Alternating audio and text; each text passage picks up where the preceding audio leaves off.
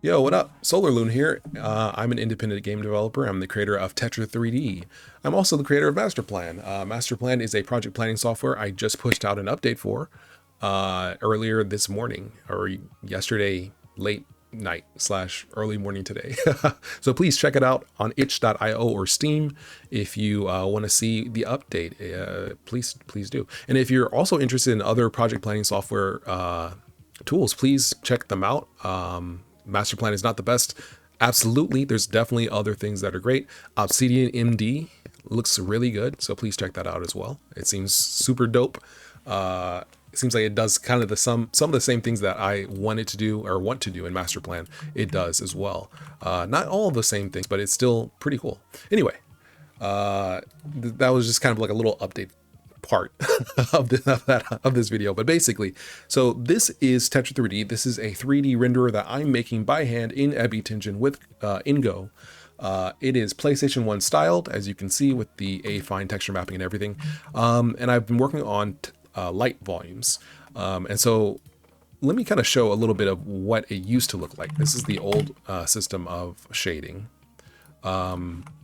So it looks largely the same, but you see how this wall and this wall are both really dark? That's because they're on the border between light cells in this light volume. And because they're basically in the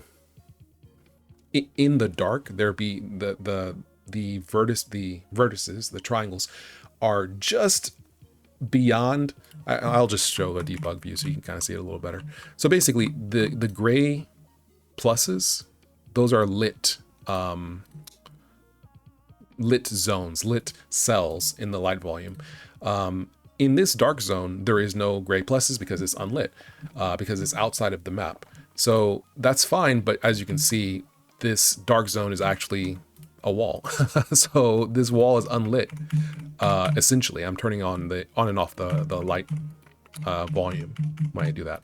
So basically, this wall and this wall are not being lit, essentially, because they are on the other side. They are considered to be on the other side of the light, the border between cells, which is bad. So what I do now is I take into account the normal of the triangles, so that basically, if a triangle would be in the dark, by adding in the normal direction multiplied by the size of each cell in the light volume, it gets kicked out into a much more favorable location, and so you get this nice even lighting. And so this is supposed to be kind of like a you can see outside kind of area. Something else that's really nice is, if you notice, as I am on the border between dark and light, between the dark and light cells in this volume, my character is lit from in front. It's like they're facing the light, which is really cool. It looks surprisingly convincing for a PlayStation 1 styled renderer, kind of unique. And as I walk into it, I get fully lit, and then as I walk out, I'm lit from behind. When I don't take into account normals, the lighting is much more static and flat. It's much more, well, for one thing, there's no real transition or you kind of like lighting. It's more so just like if you walk into it, then you're lit, and then when you walk out, you're not. So it's a much more of a flat, almost field-like lighting. Not a bad thing necessarily. It's a little better in terms of frame time. But yeah, it's not bad, but it's better to take into account the normal as well, so you get much more consistent lighting for faces on walls and things like that, and also objects are lit a little bit more convincingly as they face light sources or lit areas. Something else I added is the ability to mark cells as being blocked off. So in this map, these cells basically, imagine the light volume is just a big cube. Cells that are outside of the map are marked as blocked.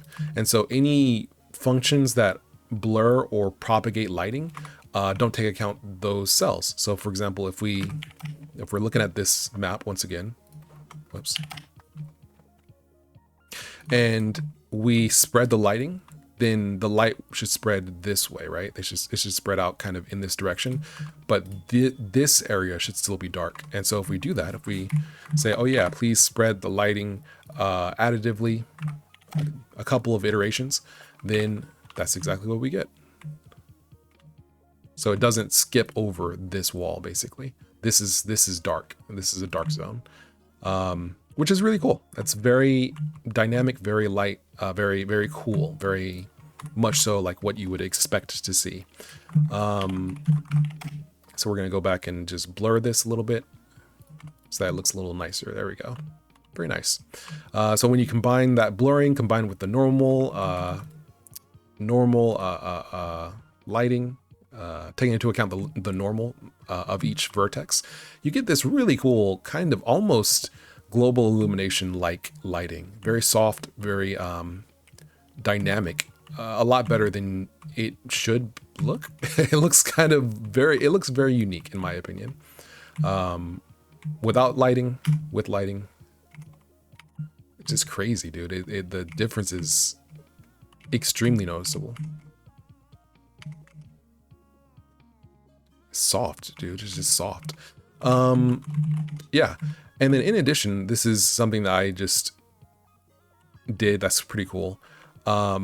Lights can be, of course, any shape. So in this case, we're just casting a ray up, and instead of checking the sky, seeing if it's the sky, we say, oh wait, was it a light, this, light horseshoe object? If so, then we just, mark the cells as being bright. And so you get this really cool effect, especially when you blur it, where you get this just dynamic lighting, just heavy darkness, heavy light effect. That's very cool. I think that this is super duper usable, super duper dope looking, very unique. Again, I feel like, in real life, of course, the lighting wouldn't be this, you wouldn't have this dark shadow area, really, but for a stealth game, this is very readable, right? It's very easy to read, to see like, oh yeah, which am I in the darkness or not? So I like that. This looks really good. Again, with talking about light propagating, this area is lit, this area is not. The light kind of falls off very aggressively, so we can, let's say we blur it a couple iterations instead of just one. Yeah, the light is much more toned down here. And so yeah, it's very bright here, but then it kind of falls off as we go into the back end. Very cool. And it also, of course, works according to geometry and stuff. So under here is really dark, and it's just, this is so cool, dude. This is so cool. And without lighting, it's so flat, man. This is crazy.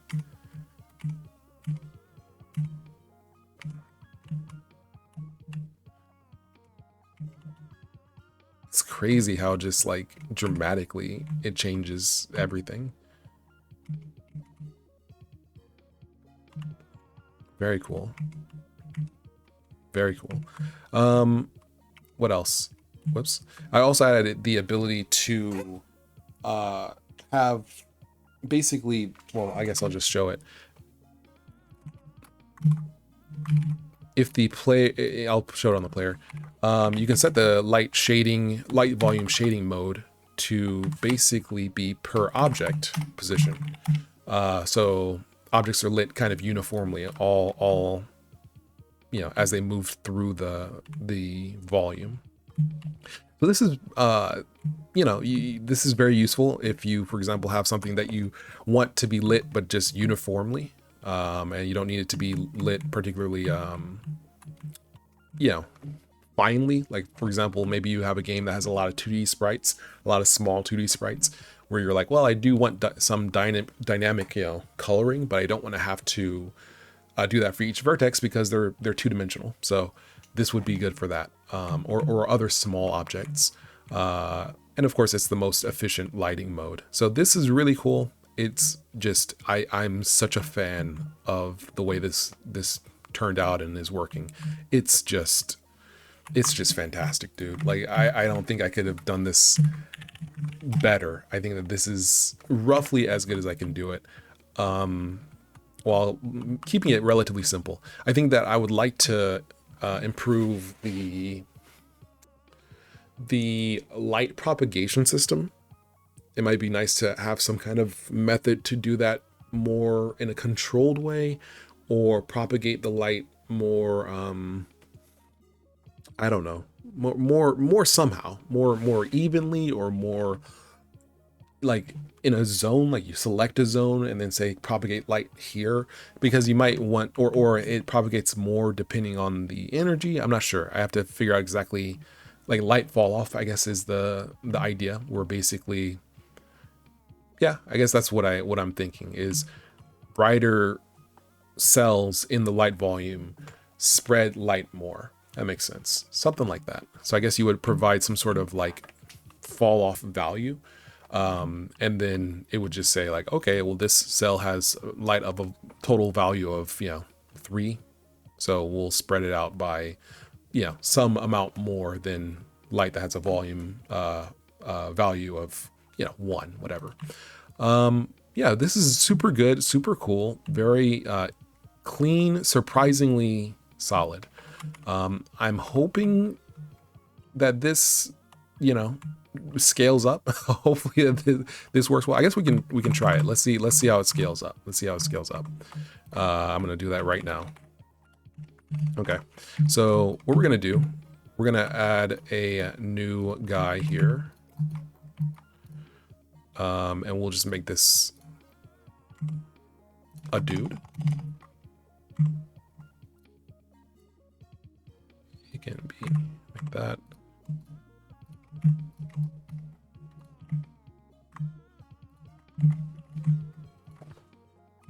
Okay.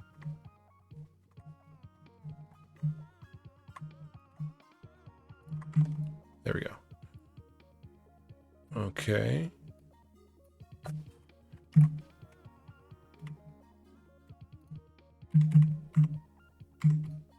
Oh wait, there we go.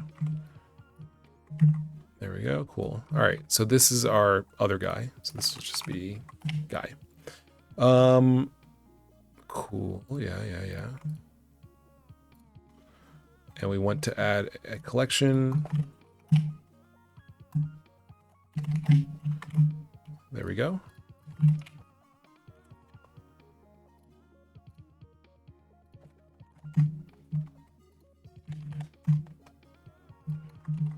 All right, now we'll go back to the scene and we'll just put these guys around.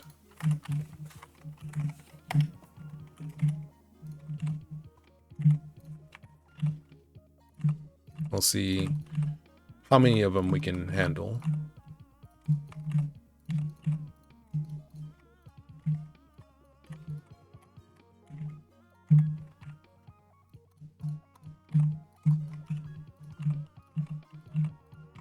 Okay.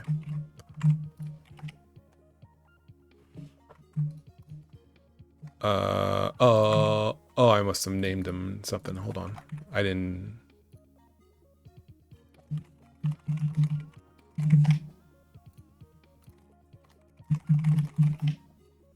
Okay.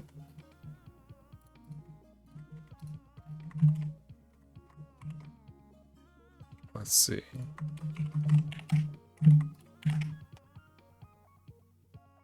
There we go. Whoops. There we go. All right. Lighting is not bad. We're drawing quite a few of these guys.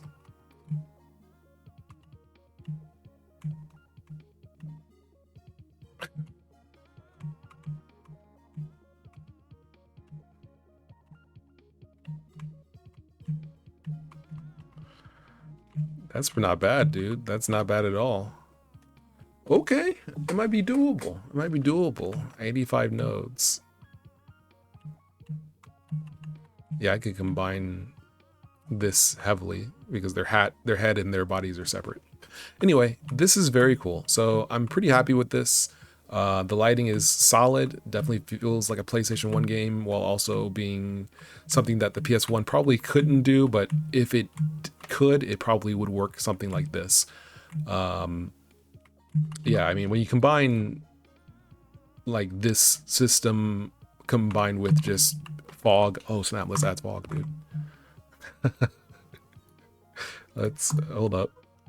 Give me some overwrite. Give me some subtractive fog. Give me some subtractive fog.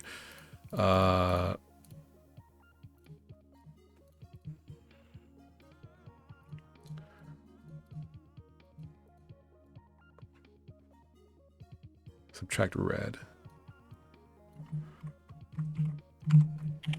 Let me see. I'm not sure if this will even do anything at this distance. Yeah, I don't think so. Let me camera.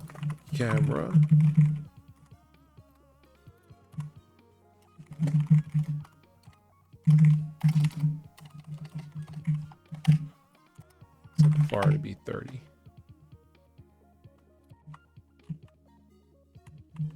Okay. Now let me just make the clear color black. Or is the clear color being set? Why is it red? Fuck.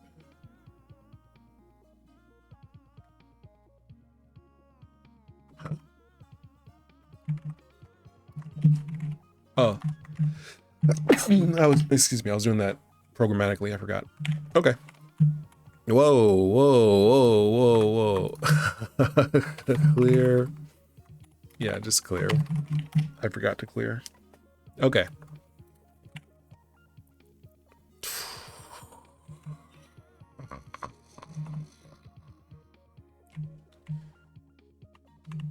Not bad. Hold up. Okay, this is...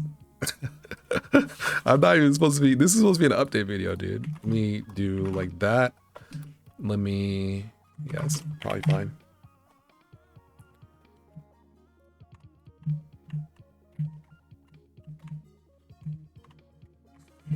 Hold up.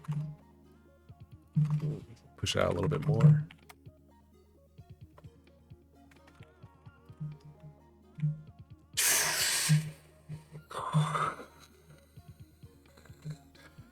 PlayStation, brother. This is PS1 core. That subtractive fog is just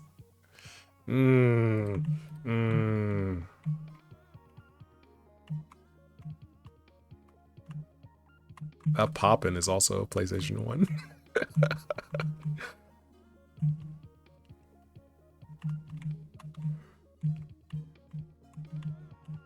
Yeah, this is cool, dude. This has potential to go crazy, bro. This has potential to go crazy. What are you all about? This is cool. Anyway, I'm very happy with this. I think that there's potential here to make something very unique. I think the art style here, like not of this little demo, but the art style of my engine is like the way it works is such a... It feels so weird. Like it looks so like unique. I don't know. I like it. All right. Well, that's it. This was just a little update video. Thank you very much for watching. It's been real. I already pushed the light volumes to Tetra3D, github.com/SolarLune/Tetra3D. So you can check it out there, but I'll push these changes as well soon. Yeah. And these little gnome dudes, what are you about, man? What's up with you? This is interesting. This is super duper. The vibes are strong, man. The lighting, the vibes, the shadows. Yeah, this is. And I know the lighting is super strong here. I purposely made it strong, by the way, specifically just to like accentuate this. But you know, that's just to show it. Yeah, there's a lot of things I would change if I was, you know, like if this was real. But anyway, this is cool. I'm super duper cheesed and pleased with this. Anyway, thank you very much for watching. I've been SolarLune, and I'll catch you guys on the flip side. See ya.